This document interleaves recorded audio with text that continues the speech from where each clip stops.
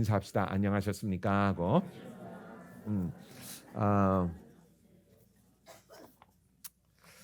오늘은 우리 천지창조와 하나님의 경륜 시리즈의 넘버 몇 번이죠?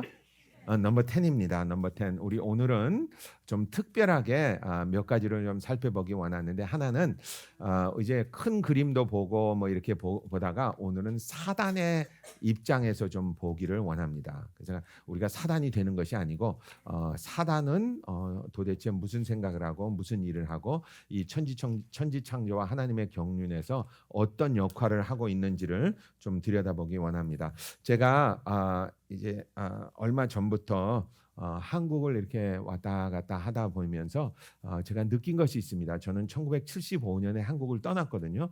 제가 한국을 떠날 때만 해도 한국의 기독교는 굉장히 왕성했습니다. 제가 어려서는 솔직히 말씀드리면은 아침에 일어날 때 종소리로 일어났어요. 아마 나이 드신 분들은 좀 기억할지 모르겠지만 한국의 옛날에는 아침이 되면 교회에서 종을 쳤습니다. 이렇게 땡랑 땡랑 하면서 뭐 새벽 기도를 하시는 분을 위해서 하기도 하고 뭐 이렇게 해서 종을 많이 쳤거든요. 요즘 종 치면 민원 들어갑니다. 그거 아시죠? 종 치면 큰일 납니다.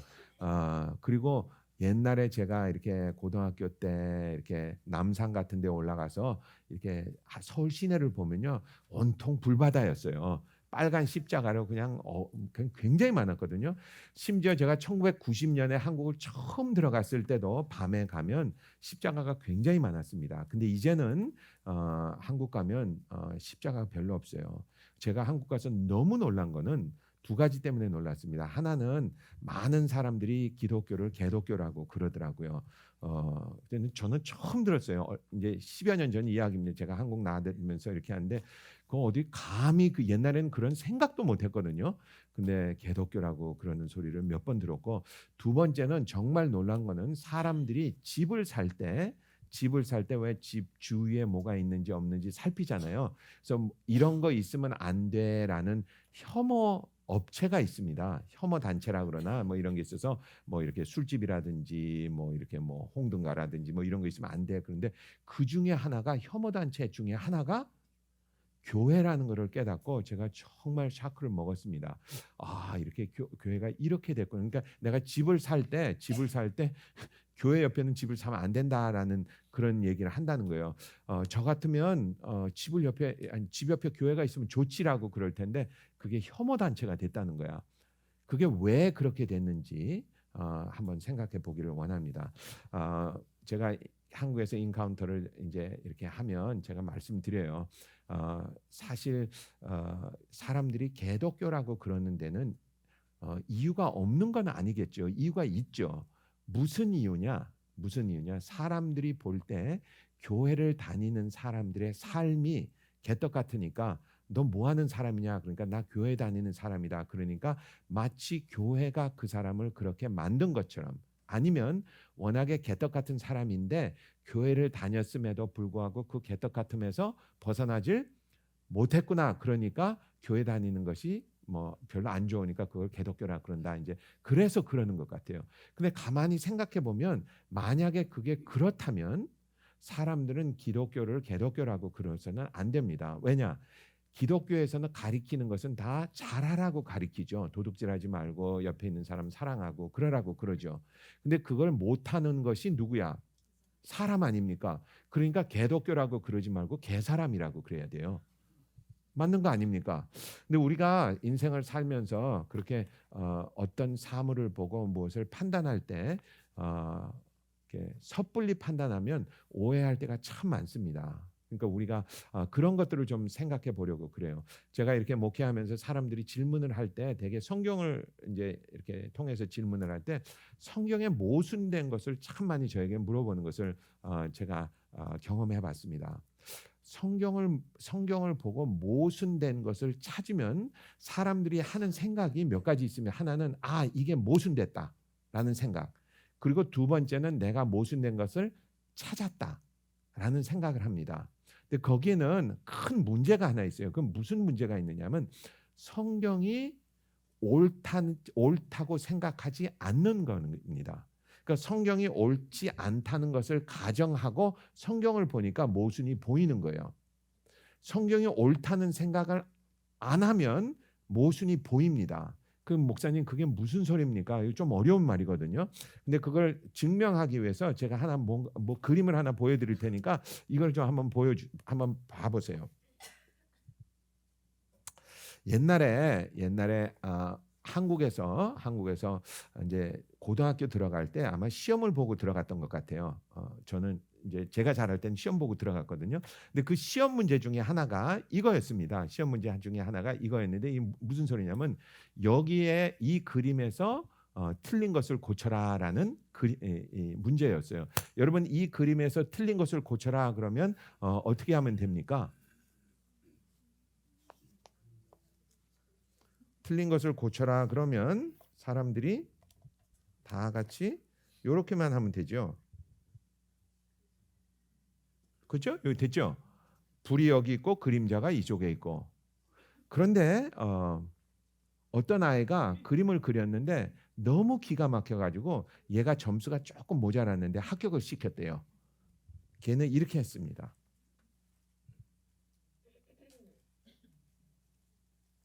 이게 오리지널 그림이고 여기다 전등을 2개를 넣은 거야. 그 됐어요, 안 됐어요? 됐죠. 이게 굉장히 중요한 컨셉트인데 이게 왜 그러냐면 처음에 사람들이 이 그림을 볼 때 이 그림이 틀렸다라는 가정을 하면 이 그림을 고치려고 그래요. 그죠? 그게 나쁜 건 아닙니다. 그 나쁜 건 아니에요. 그리고 이 그림을 시험 문제를 낸 사람들의 동기가 그거였습니다. 이거 고쳐라. 그러니까 그림자가 어떻게 불이 여기 있는데 그림자가 2개가 될 수 있느냐.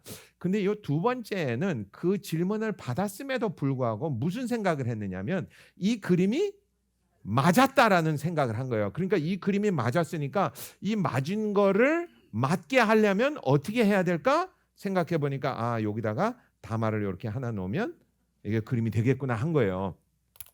여러분 제가 인생을 살면서 우리 집사람하고 문제가 굉장히 많았습니다. 지금도 많이 있지만 그 중에 하나는 다음과 같은 거였습니다. 제가 우리 집사람을 이렇게 보면 우리 집사람은 이렇게 생각하는 게 좀 단순해요. 단순하고 이렇게 논리적이지 못합니다. 그 제가 이렇게 보면 어떨 땐 좀 한심해요. 그래가지고 무슨 얘기하다 딴 얘기하고 또 딴 얘기하고 그래요. 이 정신병의 하나입니다. 이걸 전문 용어로는 뭐라고 그러냐면 flight of idea라고 그래가지고 왜 이쪽 얘기하다가 또 갑자기 저쪽 얘기하고 또 갑자기 이쪽 얘기하고 그러면 제가 항상 그래요. 가만히 있어. 글로 가지 말고 이 얘기를 먼저 끝내자 그래요. 그러면 우리 집사람이 항상 하는 소리가 있어요. 나 지금 그 얘기 하고 있는 거라고. 그럼 제가 그래요. 아니 그게 무슨 소리냐. 지금 너 딴 얘기 하고 있는 거 아니야. 그러면 우리 집사람이 당신은 내 말귀를 당신은 내 말귀를 못 알아듣는다 그래요. 그러니까 그게 무슨 소리냐면 두 사람이 한 사람이 저 사람이 틀렸다는 생각을 하고 있으면 생각을 고치기가 굉장히 어렵습니다. 근데 저 사람이 맞다는 가정을 하면 내가 저 사람이 무슨 얘기를 하고 있는지 이해하기가 굉장히 쉽거든요. 성경의 그게 비밀이에요. 성경을 내가 읽을 수 있는 비밀이에요. 그게 무슨 소리냐면 저나 여러분이나 우리 머리는 그냥 거기서 거기야. 그죠? 우리 이 속에 있는 다마는 뽕꾸라는 아니래도 그냥 거기서 거기야. 제가 언제가 그랬죠. 우리 다 IQ가 다 100이야. 뭐 특별히 잘난 사람 뭐 특별해서 뭐 나 120이야 130이야 절대로 속지 마세요. 우리 다 100이야 100. 응? 근데 성경을 쓰신 하나님은 IQ가 무한대야. 근데 그걸 내 생각으로 자꾸 풀으려고 그러니까 이게 자꾸 모순처럼 보이는 거지. 모순처럼 보이는 거지. 그러니까 우리가 그걸 알면 성경을 보는데 굉장히 큰 도움이 있습니다. 그래서 제가 오늘 성경 구절을 하나 여러분께 하나 소개를 시켜드리겠는데 이런 것들이 저희들에게 우리 하나님을 예수님을 이렇게 받아들이고 내가 하나님을 신뢰하지 못하는 것들 중에 하나입니다. 그러니까 이런 것들을 해결을 해야만 그리고 이런 것들이 누가 도대체 이런 것들을 나에게 이렇게 뒤집어 씌우는지 그걸 알면 우리가 신앙생활을 또 우리 인생을 정말 잘 살 수 있을 것 같아요. 아멘. 그래서 우리 같이 한번 오늘 말씀 하나는 야고보서 그리고 하나는 창세기에 있는 말씀을 한번 보도록 하겠습니다. 우리 읽어주세요. 사람이 시험을 받을 때 내가 하나님께 시험을 받는다 하지 말지니 하나님은 악에게 시험을 받지도 아니하시고 친히 아무도 시험하지 아니하시느니라. 아멘. 그 일 후에 하나님이 아브라함을 시험하시려고 그를 부르시되 아브라함아 하시니 그가 가로되 내가 여기 있나이다. 아멘. 우리 이런 거 보면 아까 말씀드린 대로 퍼뜩 드는 생각이 있습니다. 뭐야 이거? 이거 있죠? 다 같이 해보세요. 뭐야 이거? 이거는 생각하지 않으려고 해도 우리에게 자꾸 드는 거예요. 아니 금방 시험하지 않는다고 그래놓고 이미 시험 했잖아. 그것도 크게 했잖아. 마치 내가 무언가를 발견하고 깨달은 것처럼. 그런데 아까도 말씀드렸지만 저와 여러분의 담화는 뽕꾸라에 불과합니다. 그걸 가지고 내가 하나님이 말씀하신 걸 이렇다 저렇다 판단하기는 좀 어렵다는 말이죠.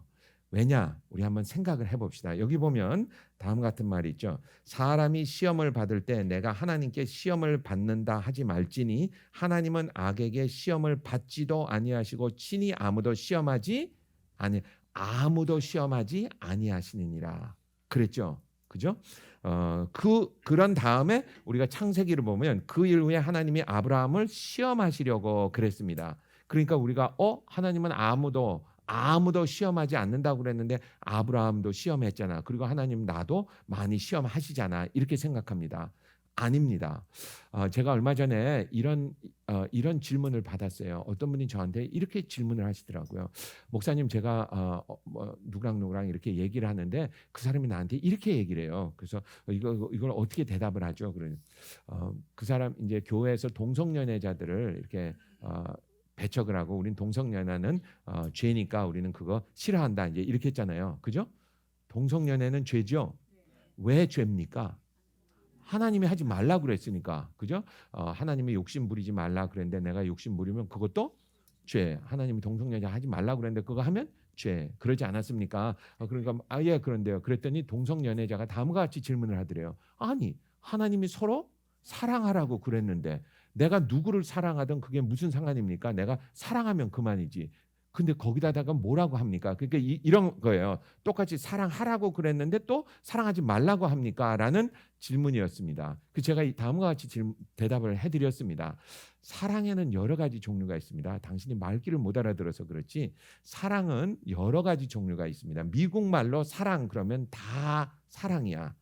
그렇지만 하나님께서 이 성경을 쓰실 때 쓰신 용어를 트랜슬레이트를 할 때 통역을 할 때 미국 말에는 사랑이라는 한국말에는 사랑이라는 말밖에 없으니까 그냥 이것도 사랑 저것도 사랑 그래서 다 사랑이라고 그랬지 아닙니다. 하나님께서 내 이웃을 사랑하라라고 쓸 때 쓴 말은 러브가 아니었습니다. 아가페라는 말이었죠. 그죠? 아가페는 하나님의 사랑으로 내 이웃을 사랑하라고 그랬지 아무나 물고 빨고 하라는 소리가 아니었습니다. 내가 결혼을 한다든지 내가 이성을 찾아서 사랑을 하는 것은 에로스입니다. 하나님은 절대로 너희들 에로스 해라 하는 말 하지 않았습니다. 우리에게는 아가페라는 말을 하셨죠라고 사랑에는 네 가지가 있다고 그랬죠. 그죠? 혹시 생각나시는 분 이거는 그냥 팝 퀴즈입니다. 하나는 아가페, 또 하나는 에로스, 그 다음에 또 하나는 필레오는 친구 간의 사랑입니다. 그죠? 친구 내가 여러분한테 사랑해 그랬는데 목사님이 나 사랑하나 봐. 같이 뭐 하라는가? 그거 아닙니다. 절대로 아닙니다. 사랑은 친구로서의 사랑도 사랑입니다. 또 하나 있죠. 스톨기라고 내가 자녀를 사랑하는 거. 그죠? 내가 자녀를 사랑해서 내가 너랑 결혼할게. 그러면 큰일 나죠. 그러니까 우리가 이렇게 말귀를 알아들어야 되는데 그걸 가지고 그냥 남용을 하면 안 된다는 말이죠.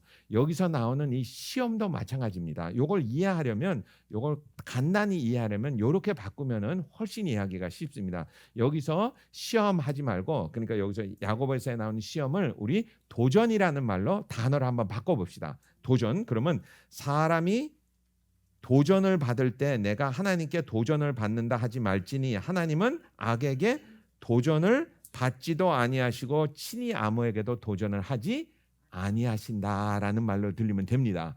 그러면 금방 이해가 갑니다. 금방 이해가 가요. 그게 무슨 소리냐면 하나님은 창조주시기 때문에 이렇게 누가 도전한다는 말이 무슨 뜻이에요?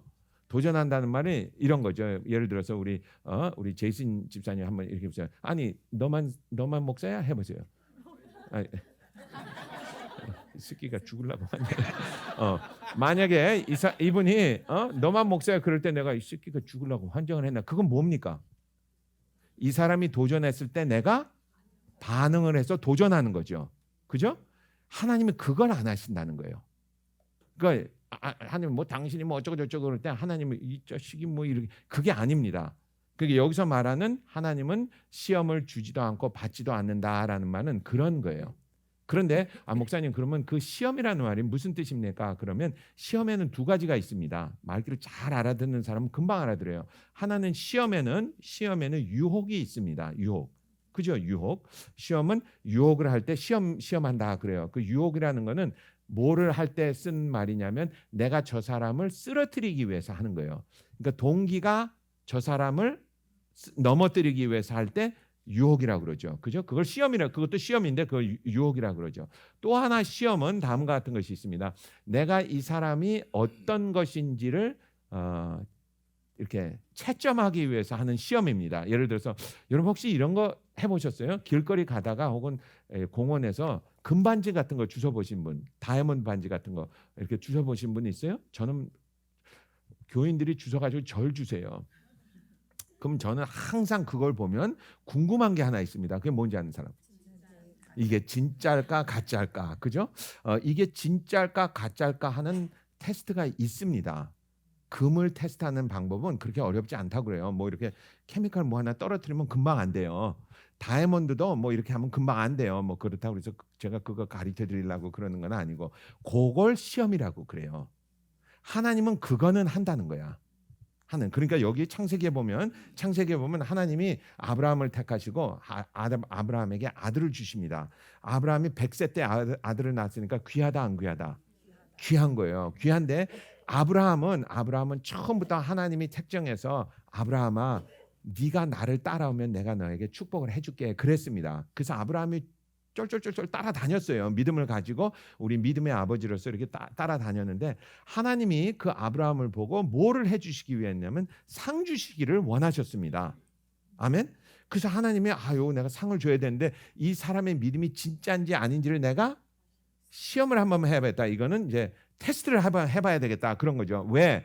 얘가 이거 맞으면 내가 뭐를 해주려고? 큰 상을 주시려고. 그 상이 뭐였느냐면 하늘에 있는 별보다 더 많이 네 민족을 더 많이 해주겠다라는 정말 방대한 약속이었습니다. 그걸 내가 주고 싶은데 얘가 진짜 믿음이 있는지 없는지를 알 수가 있나? 그래서 아브라함이 그 믿음이 있는 것을 깨닫게 하기 위해서 하나님이 일부러 시험을 줘서 내가 이삭을 나에게 바쳐라 그랬습니다.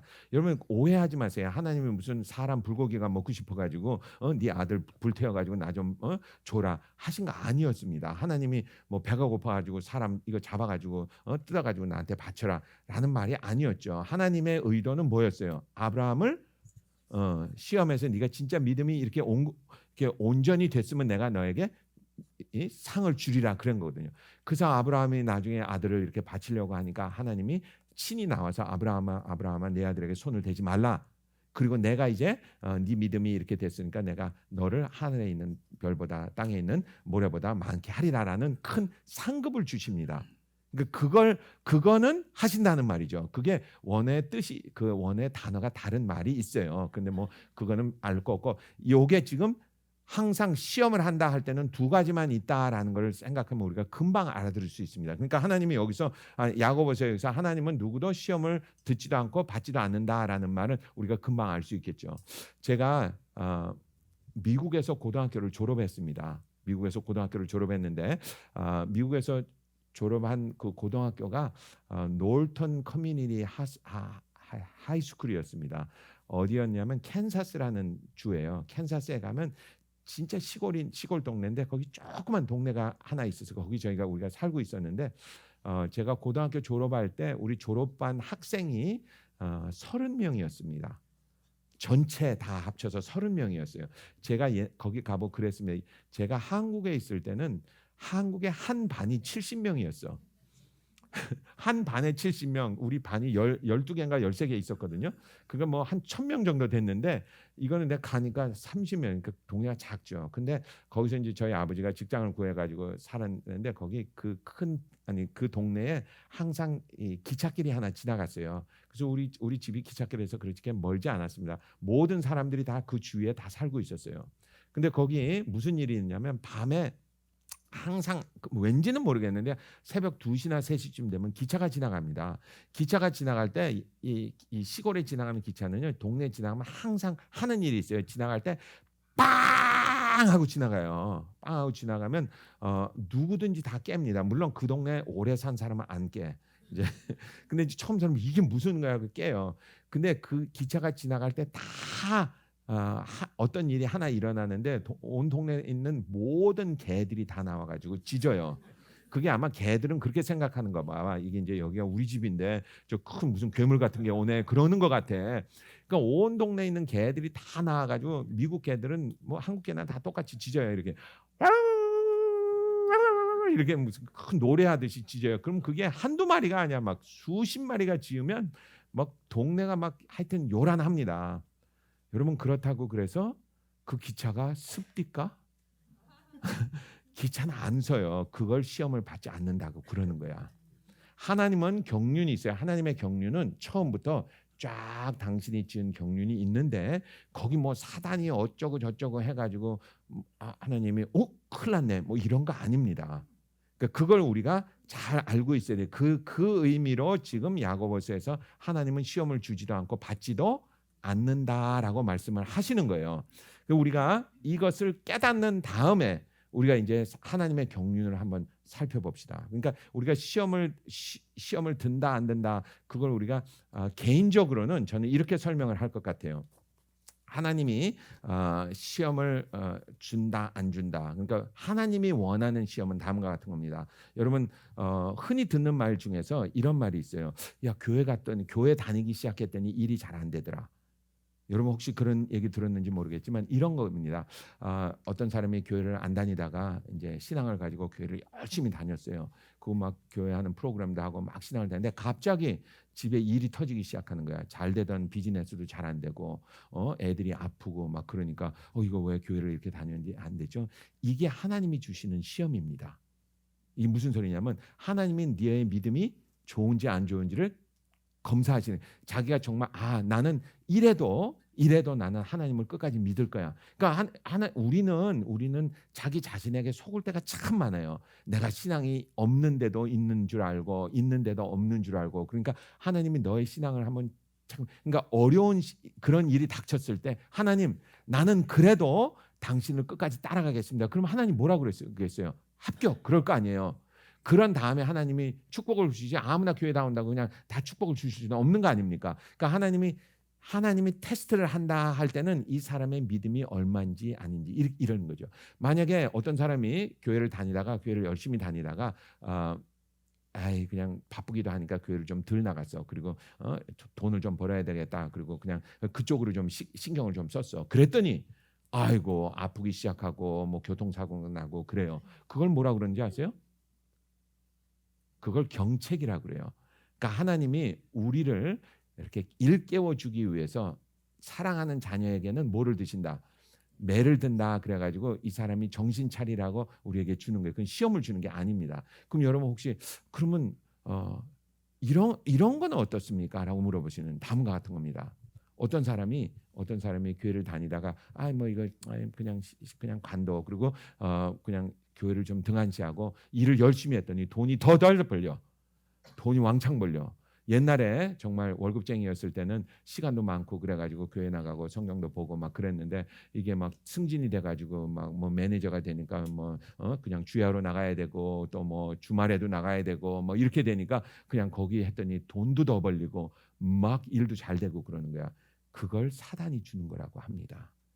그게 정말 유혹입니다. 그때는 저와 여러분이 깜짝 놀라서 다시 한번 생각해 봐야 돼. 이게 정말 축복인지 아닌지. 무슨 말인지 아시겠죠? 이게 하나님이 주시는 우리에게 주시는 시험과 하나님이 주시지 않는 시험입니다. 우리에게 유혹을 할 때는 이거는 사단이 하는 겁니다. 사단이 하는 일 중에 우리를 부자로 만드는 것도 있습니다. 사단이 어떤 사람을 쓰러뜨릴 때 하나님께 멀리 가면 멀리 갈수록 일이 잘 되게 해. 그러면 이 사람은 위험한 상태에 들어가는 거죠. 이걸 누가 하고 있는 거냐? 이게 사단이 지금 유혹을 하기 위해서 시험을 한다라고 하는 거죠.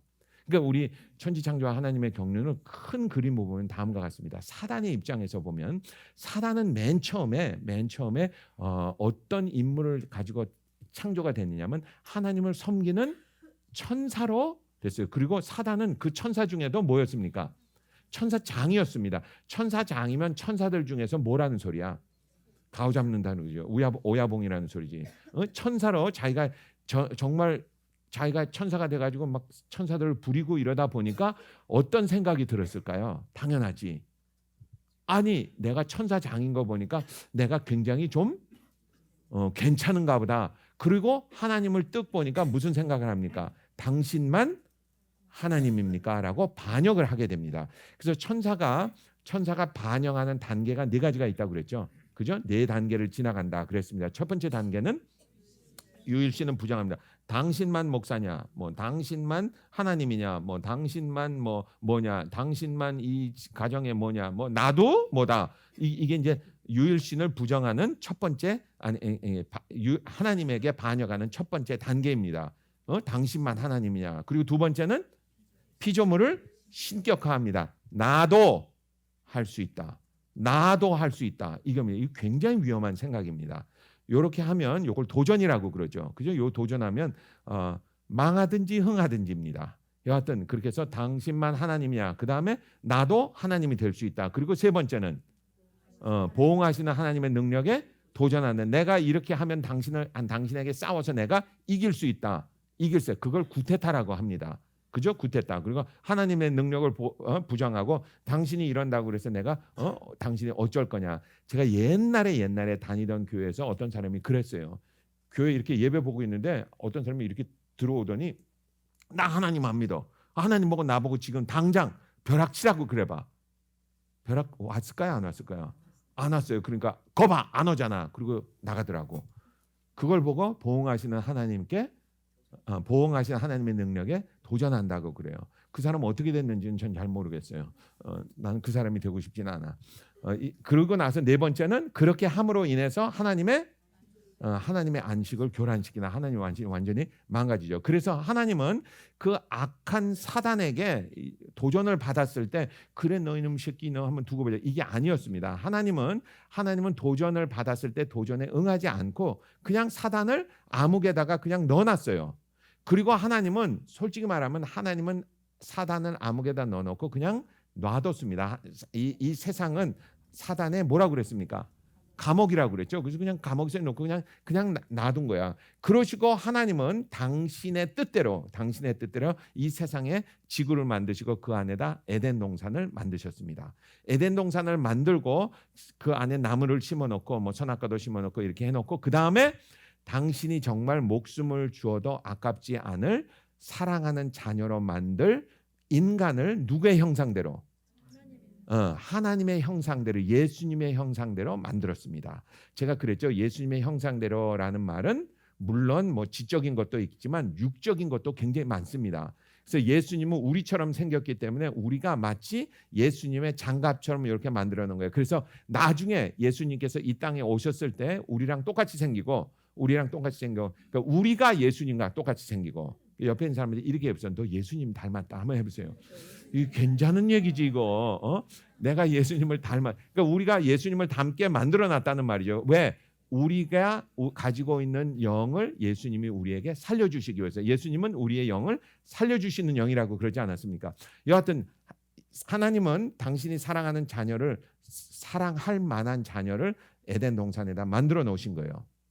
만들어 놓고 하나님은 당신의 경륜을 쫙 이제 살펴보십니다. 근데 사단의 입장에서 보면 사단이 하나님의 천사로 태어났다가 하나님께 대적하는 바람에 그 천사는 사단이 되었습니다. 사단이 무슨 뜻이냐면 사단이라는 말은 그 단어의 뜻이 반역자라는 뜻이에요. 누구에게 반역한다? 하나님께 반역한다. 그래서 성경에 보면 주로 하나님과 이 사단이 거래를 할 때는 주로 사단이라고 그래요. 물론 마귀라고 그럴 때도 있지만 대개는 다 사단이라고 그럽니다. 왜? 사단은 반역자, 혁명가, 뭐 이런 구테타 하는 사람 이런 거니까 주로 하나님하고 관계가 있을 때는 사단이라고 그래요. 그러다가 사단이 에덴 동산 뭐 세상에 이렇게 있는데 에덴 동산에 인간을 딱 만들어 놓으니까 사단의 입장에서 인간을 딱 바라보니까 저거는 내가 반역한 그분의 자녀가 될 그분이 자기의 목숨을 죽어도 아깝지 않을 그런 상대야. 그러니까 사단은 무슨 생각을 합니까? 내가 저걸 죽여야 되겠다. 왜? 내가 저걸 죽임으로 인해서 나는 하나님께 도전을 할 수 있다라고 생각하는 거죠. 당연하겠지. 그래서 사단이 에덴 동산에서 아담과 이브에게 와가지고 이브에게 먼저 먹으라고 합니다. 좀 복잡하고 어려운 일이지만 사단이 이브에게 먼저 온 이유가 있어요. 근데 그거는 나중에 시간이 되면 제가 여러분께 알려드리도록 하겠습니다. 여하튼 여자에게 와가지고 이브에게 와가지고 이걸 먹으면 너의 눈이 밝아서 내가 뭐처럼 되리라? 하나님께 되리라라고 자기가 지내왔던 그 네 가지 스텝을 그대로 이브가 지나가게 합니다. 그래서 이브가 지은 죄는 굉장히 좀 힘든 죄예요. 사단이 지은 죄랑 비슷한 죄입니다. 무슨 뜻인지 아시겠죠? 그리고 나서 이브가 남편에게 이제 이것도 먹으라 합니다. 그러니까 남편이 그걸 홀딱 먹어버렸죠. 그러니까 사단의 입장에서는 인간은 그 안에 하나님의 그 숨결이 들어와 가지고 이제 영원히 지속할 수 있는 영이 생겼다고 그러지 않았습니까?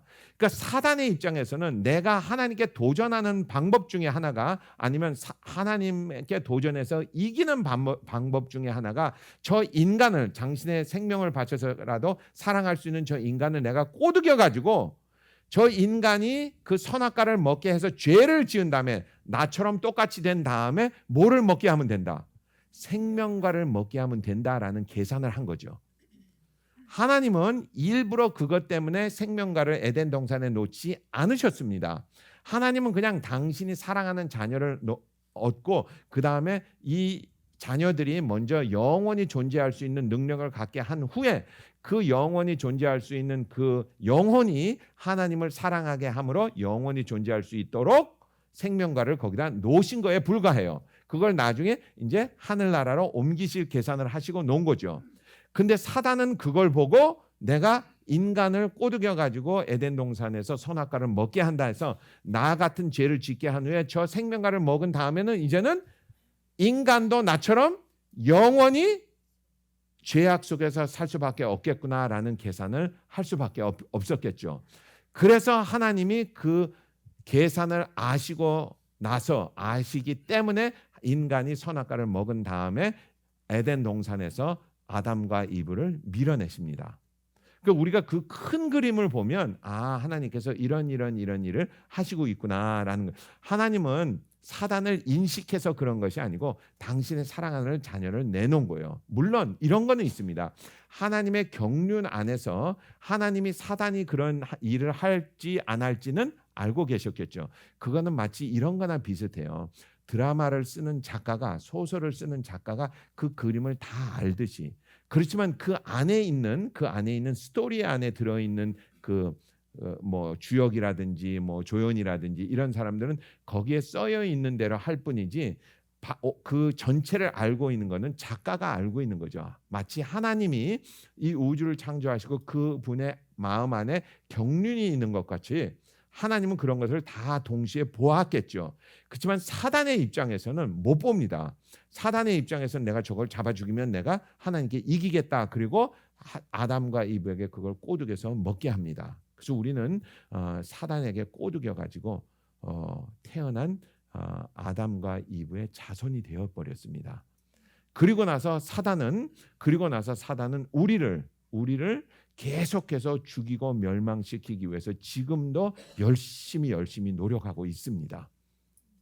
우리가 그걸 알면 내가 사단을 볼 때 사단은 우리를 죽이고 멸망시키기 위해서 에덴 동산에서 생명을 먹게 했는데 그게 못 먹게 안 했으니까 그러니까 사단은 그걸 아는 거예요.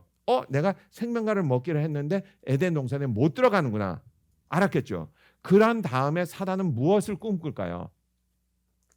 저것들이 못 먹었으니까 내가 할 수만 있으면 저것들을 어떻게 해서든지 죽이고 멸망시켜야 되겠다라고 지금 하고 있는 거죠. 그래서 사단이 쓰는 그 방법 중에 하나가 나와 하나님과 멀리 하는 거예요. 나와 하나님과 멀리 하는 거. 그래서 우리 성경에 보면 마귀라는 말이 있죠. 마귀가 어디서 나온 말이냐면 마귀는 devil에서 나오네. devil. 영어는 devil이라고 그러죠. devil. 그러니까 사단이 하나님과 사단의 관계를 이야기할 때는 우리는 사단이라고 합니다. 반역자라고. 인간과 사단의 관계를 이을 때는 주로 마귀라고 그래요. 마귀 사탄 물러가라 그러잖아요. 그 마귀는 무슨 뜻이냐면 디아블로스라고 그래가지고 갈라놓는다라는 뜻이에요. 그러니까 옆에 있는 사람한테 이렇게 얘기해 보세요. 당신하고 나하고 갈라놓는 게 마귀래. 한번 해보세요.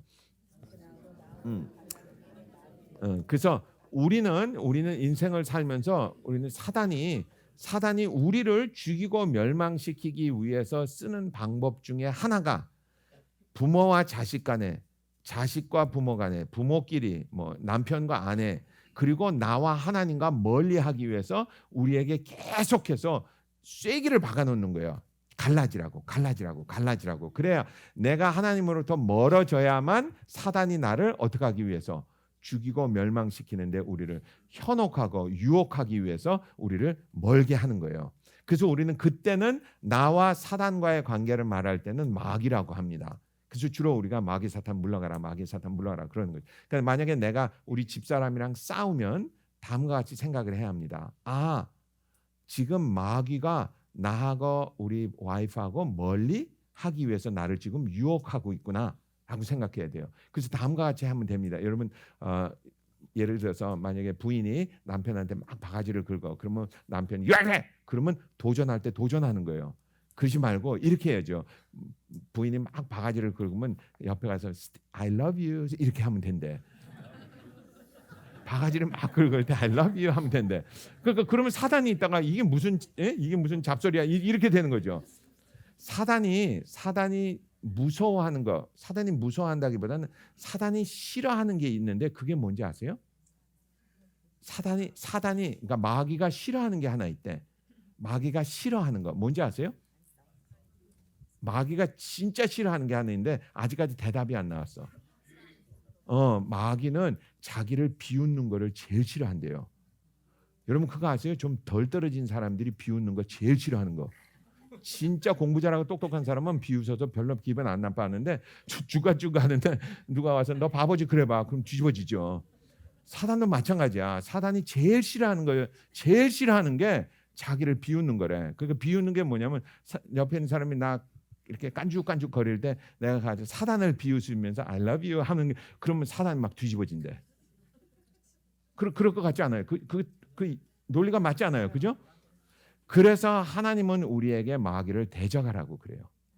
그러니까 마귀를 대적하라 그러니까 우리는 이런 생각 많이 하죠. 그냥 사단아 마귀 이름으로 아니 마귀 이름 예수 이름으로 성을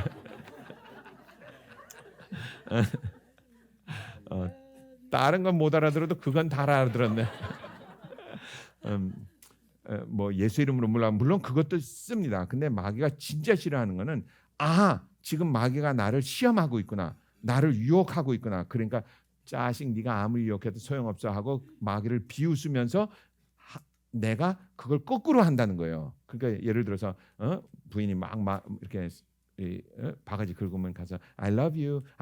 오늘 진짜 이쁘다 너 이렇게 하라는 거예요. 김 목사님이 그러시더라고요. 와 그건 좀 어렵더라고 해보려고 했는데 근데 그게 우리가 마귀를 어떻게 하는 거다? 대적하는 거예요. 마귀는 알고 있어요. 이미 진짜 중요한 거는 하나님이 아담과 이브를 에덴 동산에서 밀어낼 때 마귀는 이미 자기가 졌다는 사실을 깨달았습니다. 잘 생각해 보세요. 마귀가 아담과 이브를 시험해가지고 선악과를 먹게 하잖아요. 먹게 한 후에 바로 자기는 사단의 입장에서는 바로 뭐를 먹게 하려고 생명과를 먹게 하려고 그랬는데 그 순간에 하나님이 이미 아시고 저들이 선악을 아는 것이 우리처럼 되었으니 저 생명과를 먹고 영원히 살까 두려워하느라 하고 아담과 이브를 에덴 동산에 밀어내잖아요. 그 밀어내고 화염금으로 딱 닿는 순간에 사단은 이미 알았습니다. 나는 이미 이 세상을 정복할 수 없구나라는 걸 알았어요. 그래서 사단은 우리를 계속해서 뭘로 하느냐? 거짓말로 꼬드깁니다. 사단이 우리에게 거짓말로 꼬드기는 그게 뭐냐? 너 죽을 거야, 너 죽을 거야 하는 거예요. 인간은 죽음 앞에서는 정말 아무리 뭐 장사를 해도 어쩔 수가 없습니다. 인간은 죽음 앞에서 뭐 나 안 무서워 하는 거 다 거짓말이에요. 제가 병원할 때 진짜 참 재미난 일을 하나 봤는데 어느 날 진짜 이렇게 흑인 이 경찰이 왔는데 왜 요즘 경찰은 다 이렇게 배가 볼록하죠, 오뚜기처럼. 근데 그분은 그게 아니었어요. 완전히 보면 무슨 그 로봇 같이 생긴 이 로봇캅 같이 생긴 사람이 막 진짜 막 이렇게 막 그런 내가 봐도 무섭게 생긴 그런 사람이었거든요. 제가 이렇게 다 진찰을 하고 저는 그냥 이런 의미에서 이 사람 경찰이니까 내가 친구로 잘 알아두면 나한테 이득이 되겠다. 그래서 내 방에 와서 차 한잔 했으면 좋겠다. 그리고 제가 나가면서 이렇게 얘기했어요. 미스터 소앤소 내 방으로 좀 오자고. I have something to tell you. 그랬어요. 그리고 제가 이렇게 나갔는데 기분이 이상해. 그래서 이상하다. 그러고 이렇게 뒤를 쓱 돌아보니까 이 사람이 흑인인데 얼굴이 백인이 됐어. 이 사람이 가만히 이 사람 왜 그러지? 자기가 알 때는 내가 무슨 뭐 자기가 자기는 다른 거 하나도 안 무섭대. 근데 제일 무서운 건 죽는 게 제일 무섭대. 그래서 인간은 다 마찬가지야. 근데 여러분, 저와 여러분이 하나님을 믿으면 사실 이 세상 사는 거는 별거 아닙니다. 뭐 살다 보면 여러분 벌써 페브루아리 이제 다음 주면 페브루아리의 마지막 주일 예배야.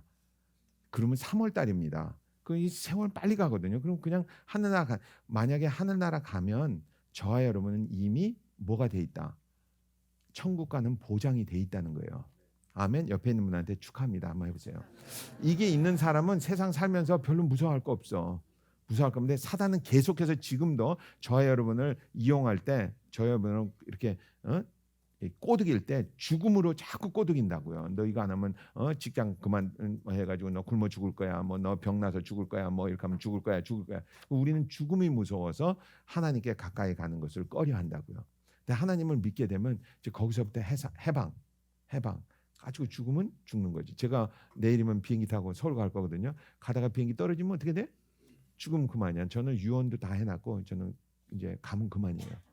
그냥 죽음에 대해서 별 무서움이 없습니다. 근데 어떤 사람은 제가 옛날에 그랬어요. 공동묘지 가는 게 제일 싫었어요.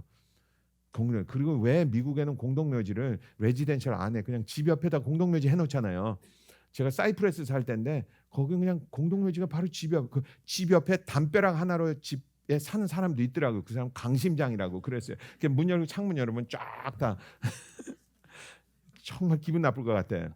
지금은 안 그래요. 까지가 아무 소용 없어. 그냥 우리가 거기서부터 해방된다는 게 얼마나 좋은 소식인지 모릅니다. 아멘. 그러니까 우리가 이걸 알아야 돼요. 제 설교의 초점은 이겁니다. 사단의 입장에서는 이미 알고 우리를 계속 그러니까 사단은 우기는 거를 굉장히 좋아해요. 사단은 우기는 거예요. 우리 사단은 계속해서 뭐라고 그래요. 그래서 이제 거짓말장이라고 그러는데 뭘 계속해서 우기면 우리가 질 때가 있어요. 우기는 데는 못 당하니까. 그러니까 그럴 때 내가 해야 되는 일은 이게 사단이라는 것을 인지하고 사단을 비웃으면서 사단을 물리쳐야 합니다. 아멘. 그러면 사단이 나에게서부터 멀리 떠난대요. 그걸 내가 시험에 합격했다라고 그러는 거예요. 아멘. 그러니까 우리가 인생을 살면서 꼭 기억해야 되는 것은 사단은 존재하고 그 사단은 힘이 별로 없다라는 거예요. 사단은 존재하지만 힘이 별로 없다. 그러니까 우리가 사단한테 누가 그러더라고 또 목사님 근데요 우리가 사단 이길 수 있어요. 그래요. 솔직히 말씀드리면 우리는 사단 이길 수 없습니다. 누구 때문에 이길 수 있는 거야? 예수님 때문에. 그러니까 항상 내 마음속에 예수님 때문에 내가 너를 이길 수 있다라는 생각을 해요. 그러니까 우리는 예수님 편에 들은 사람이지 사단이 무서워가지고 사단을 물리치려고 그러는 게 아니에요. 사단이 무서워서 그러는 것이 아니고 예수님 편에 섰기 때문에 예수님의 이름으로 사단을 물리치는 거죠. 아멘. 그러니까 여러분이나 저나 그 생각을 잘 하고 있어요. 나하고 사단하고 붙으면 내가 지겠지. 1대1로 단둘이 뜨자 그러면 내가 지지. 오랜만에 들었지 그거. 나 한판 뜰래 그러면 내가 지죠. 나는 인간인데. 그런데 내가 혼자 가는 것이 아니고 나는 누구랑 같이 간다. 우리 큰 형님이랑 가거든. 큰 형님. 큰 형님이랑 가니까 내가 이길 수 있는 거지. 그걸 믿고 사단을 비웃고 우리는 사단을 물리쳐야 합니다. 그러니까 교회 다니는 사람들이 잘 못하는 것 중에 하나가 사단을 인지하는 거예요. 사단을 디텍트하는 겁니다. 그러니까 누가 나한테 싫은 소리 하면 하지 말고 사단이 저 사람에게 나한테 도전하라고 그랬구나. 그걸 알아야 돼요. 그걸 알아야 합니다. 그러니까 뭐든지 나한테 기분 나쁜 일 있으면 이게 나한테 사단이 이러는구나. 그걸 크게 할 필요는 없어요. 그 말을 크게 하면 사람들이 정신병자라고 그럴 수도 있어요. 그냥 속으로 남편이 나한테 싫은 소리 하면 저 남편 뒤에 사단이 있구나. 혹시 남편한테 이러면 안 돼. 너 귀신 들렸다. 그러지면 안 돼. 그러면 딱이 맞아요. 그건 속으로 하는 거야. 남편이 뭐라고 하면 바깥으로는 웃으면서 속으로는 예수 이름으로 썩 물러가라. 그러면 돼요. 속으로. 그러니까 사단을 인지하라는 거죠. 그리고 내가 죄를 지으면 다음과 같이 해야 됩니다. 내가 사단에게 속아서 죄를 지었구나. 내가 사단에게 속아서 하나님 나의 죄를 용서해 주시고 내가 사단을 물리칠 수 있게 해주세요. 이래야지. 회개하라 그러니까 이러면 안 돼요. 나는 병신입니다. 나는 바보입니다. 나는 머저리입니다. 이러면 안 돼요. 그러면 자꾸 회개하면 내가 자꾸 어떻게 돼요? 쪼그라들어요. 그래갖고 내가 자꾸 바보처럼 느껴져요. 그럼 나중에 자기 그냥 우울증에 빠져버려요. 나는 바본데 이렇게 돼버려. 그게 아니고 내가 사단에게 꼬임을 받아서 테스트를 받아가지고 내가 사단에게 지는 바람에 죄를 짓게 됐구나. 속아서. 그러니까 내가 예수 이름으로 사단을 물리치고 하나님 내가 사단에게 속는 시험에 들어서 내가 죄를 지었군요. 나를 용서해 주세요. 라고 기도를 하라는 말이죠. 아멘. 그래서 사단을 인지하는 인생을 살아야지 사단을 인지하는 인생을 안 살면 우리는 계속해서 어려운 일 당할 때마다 시험에 지게 되니까 신앙생활을 제대로 할 수 없는 겁니다. 그러니까 힘든 일이면 이게 사단이 이렇게 했으니까 내가 이걸 이겨야 되겠다라는 생각을 하시기 바랍니다. 우리 같이 기도하죠.